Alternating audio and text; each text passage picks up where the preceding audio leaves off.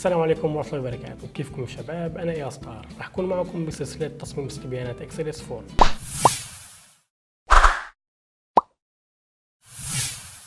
رح ناخذ اليوم الدرس التاسع من سلسلة تصميم الاستبيانات الإلكترونية. رح ناخذ بهالدرس نوع آخر من أنواع الأسئلة، وهو متغيرات نظام تحديد المواقع GPS.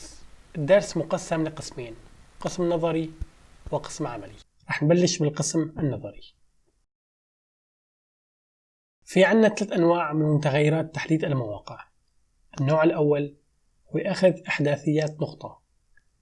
النوع الثاني هو أخذ إحداثيات مسار، يعني خط واصل بين عدة نقاط بشكل مسار، مثل مسار أو طريق واصل بين نقطة المستودع ونقطة التوزيع. أما النوع الثالث فهو أخذ إحداثيات شكل ناتج عن تقاطع عدة نقاط، بحيث أنه يكون آخر نقطة هي نفسها أول نقطة، مثلا كأن نأخذ إحداثيات مساحة أرض معينة. النوع الأول إحداثيات نقطة معينة.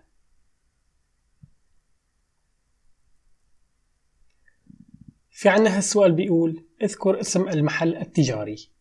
نحدد نوع السؤال بالتايب، نوع تكست، ونحدد النيم. أما السؤال الثاني بيقول رجاء حدد موقع المحل التجاري. الطلب هو إحداثيات نقطة معينة. هون راح يكون نوع السؤال جيو بوينت، ونحدد نيم لهالسؤال.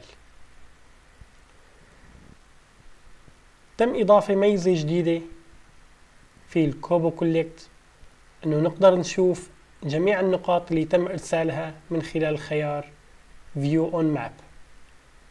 وكمان فينا ننزل الإحداثيات اللي قمنا بإرسالها كملف KML اللي بيفتح عن طريق برنامج جوجل إيرث أو برنامج ArcGIS. نعمل خريطة على سبيل المثال. لأخذ إحداثيات نقطة أحيانا بيلزمنا ناخذ الإحداثية بسرعة، مثلا لما بنرسل موقعنا على واتساب لصديق نضطر نستنى وقت ليتم تسجيل مستوى دقة معين، وهالأمر بياخد وقت كتير، خصوصا إذا كان النت ضعيف أو أنت موجود بمكان مغلق. بشكل ديفولت بشكل طبيعي الكوبو بياخد الإحداثيات إذا وصل مستوى الدقة ل5. هالشي شبه مستحيل مثل ما قلنا نتيجة لضعف الإنترنت وإذا كنت موجود بمكان مغلق. لذلك فينا نغير من مستوى الدقة ونعمله مثلا 20 أو 30 بحيث يعطينا مستوى الدقة أقل لكن يتم تسجيل الإحداثيات بسرعة. لنفعل هالخيار بنضيف عمود اسمه Body Occurrence وبنحدد المستوى الدقة اللي بدنا إياها. مثل ما قلنا الكوبو بيسجل الإحداثيات إذا وصل مستوى الدقة إلى 5، نحن بنغيرها بنعملها 10 أو 20. أما بالنسبة للنوع الثاني من متغيرات نظام تحديد المواقع فهو الجيو تراك. في عنا هالسؤال بيقول الرجاء حدد خط بين مركز التوزيع والقرية التي يتم فيها التوزيع. يعني بده يشوف مسار التنقل أو مسار السيارة عند تنقلها من مركز التوزيع للقرية اللي يتم فيها التوزيع. إذا بننتبه هو طلب إحداثيات مسار وليس إحداثيات نقطة، لذلك راح نستخدم متغير جديد وهو الجيو تراك. فهالسؤال راح يكون التايب له جيو تراك. نحدد النيم. أفضل استخدام لهالمتغير هو مع تطبيق الكوبو كوليكت اللي متوفر بمتجر جوجل بلاي لكن فقط للنظام الأندرويد. باستخدام تطبيق الكوبو كوليكت فينا نخلي الكوبو كوليكت ياخذ الإحداثيات بشكل أوتوماتيكي كل ثانية أو 5 ثواني أو 10 ثواني أو 30 ثانية أو دقيقة. مثلا بدك تنتقل بالسيارة من مركز لمكان التوزيع، بتشغل تطبيق الكوبو كوليكت وبتفعل الجي بي اس بالموبايل وبتفتح الاستبيان وبتكبس جيو تراك.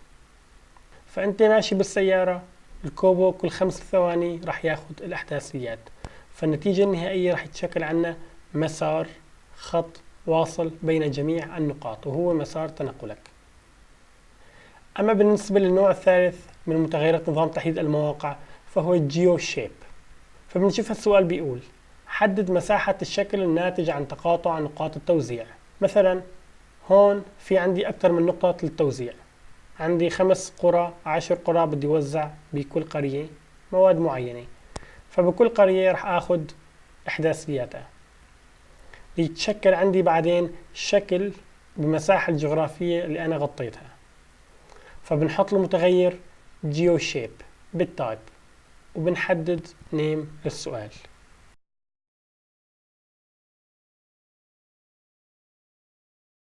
ملاحظة: المتغيرين GeoTrack والGeoShape ما كانوا مدعومين قبل بتطبيق الكوبو كوليكت، لكن في التحديث الأخير تم دعم هذه الخاصية في التطبيق كما موجود بالمتصفح. ننتقل هلا للقسم العملي. في عندنا السؤال بيقول الرجاء حدد مكان القرية التي يتم فيها التوزيع. هون هن بدهم أحداثيات نقطة، مكان القرية أحداثيات نقطة، فبنحط المتغير جيو بوينت والنيم تسميه شو مكان. إذا بتلاحظوا أنا بالتشويزز ما بحط شي، تشويزز فاضي، والسيتنج بس بحط تايتل فورم عنوان الفورم واللغة الديفولت. شغلي فقط هون. خلونا نرفع هالاستبيان على حسابنا على الكوبو كوليكت ونشوف كيف راح يطلع السؤال.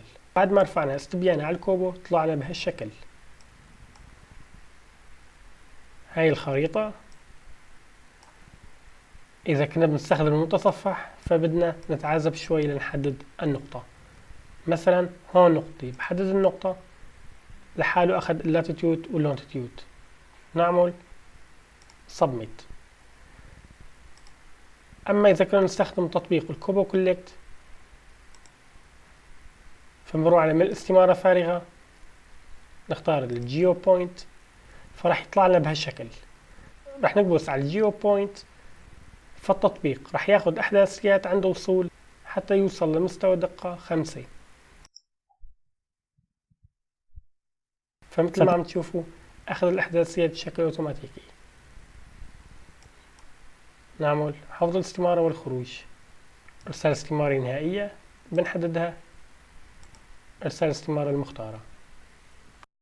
نفتح حسابنا على الكوبو، نضغط على الاستبيان، بنشوف اعدادات الاستبيان. واصل لي 6 استبيانات، يعني 6 مواقع. هالخيارين انضافوا جداد على الكوبو كوليكت. الخيار الاول هو View on Map، بدي اشوف الاحداثيات على الخريطة. فمثل ما عم تلاحظوا عم نشوف النقاط المرسلة. الخيار الثاني هي Download GPS Point، تنزيل احداثيات النقاط اللي اخذناها كملف XML. مثل ما قلنا بينفتح عن طريق برنامج جوجل ايرث والارك جي اي اس.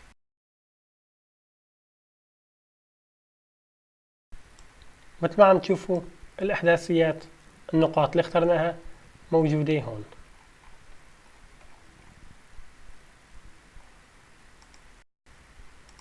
قلنا اذا بدنا نغير مستوى الدقة فبنضيف عمود جديد وبنحط المستوى الدقة اللي بدنا اياها. مثلا بدي هون للمستوى 20. نفس الامر بنحط التايب جيو بوينت. نرفع الاستبيان على الكوبو كوليكت وبس وصل لمستوى دقة 20 فراح يسجل احداثيات بشكل اوتوماتيكي. اما بالنسبة للسؤال اللي بيسأل عن خط الواصل بين نقطتين او تحديد المسار، فمثل ما بتشوف عندنا السؤال هون بيقول الرجاء حدد خط بين مركز التوزيع والقرية التي يتم فيها التوزيع. هون هنا بيطلب لنا تحديد مسار فبنحط الجيو تراك. اما بالنسبة لتحديد مساحة فقلنا المتغير راح يكون جيو شيب. بعد ما نرفع الاستبيان الكوبو كوليكت هيك راح يطلع لنا عندنا هون الجيو تراك. هون نقدر نحدد اكثر من نقطة.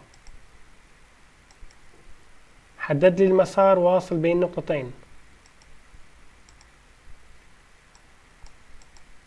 افضل الاستخدام للجيو تراك هي عن طريق الموبايل، لانه بياخد بشكل اوتوماتيكي كل ثانية 3 ثواني 5 10 20 او دقيقة تحدد مسار تنقلك.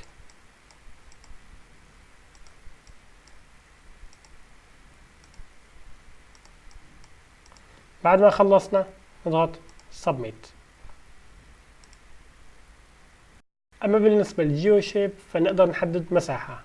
فرضا بدي أحدد مساحة هالشكل. بعد ما خلصنا تحديد الشكل نعمل Submit. هيك وصلنا لنهاية الدرس التاسع من سلسلة تصميم الاستبيانات الإلكترونية. أخذنا بهالدرس نوع من أنواع الأسئلة اللي هو متغيرات نظام تحديد المواقع. عرفنا كيف بدنا نحدد أحداثيات نقطة، أحداثيات مسار، أحداثيات شكل.